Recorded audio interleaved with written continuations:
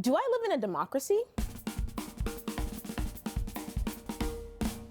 You've probably heard that democracy is under threat in countries around the world. That sounds bad, but what exactly does it mean? And how do you know if yours is one of them? Democracy is, at its core, a problem-solving tool. It's a framework that can be used by governments, organizations, or really any group of people that needs to make decisions. The word traces back roughly 2,500 years to ancient Greece, and it translates to rule by the people. People making decisions for themselves.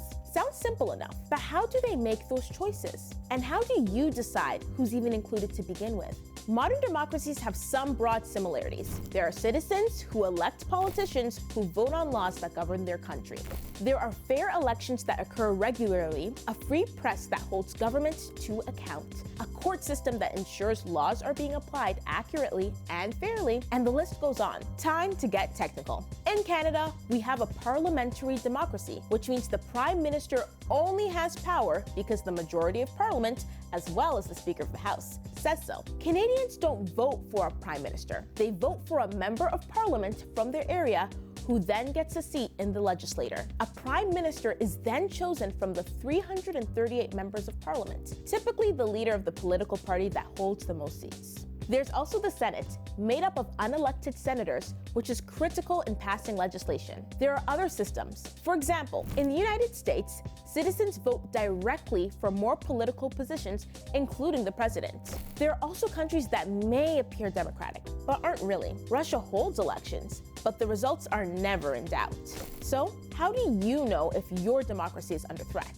It's complicated. Threats can be obvious. New laws that make it more difficult to unseat a leader, or more challenging for a certain group of people to vote. They can also be subtle. In Canada, some MPs have said social media and extreme polarization are making our government less functional and our elections less free, and therefore less democratic. This ties into something you've probably heard about: foreign interference. The thinking goes that now, more than ever, foreign governments, as well as individuals or organizations, can influence the news that Canadians see, which shapes their opinion about their country and their government. Someone anywhere in the world can create a totally fake story that looks real and can get in front of thousands or even millions of Canadians. Foreign interference can also take more direct forms, such as applying pressure to a politician. This all matters because democracy has worked pretty well for Canada, all things considered, but it's something that needs to be actively preserved. Just because our laws and systems remain the same doesn't mean that our democracy is functioning at its best. That requires an honest relationship between the government and its citizen, and healthy checks and balances to government power. In other words,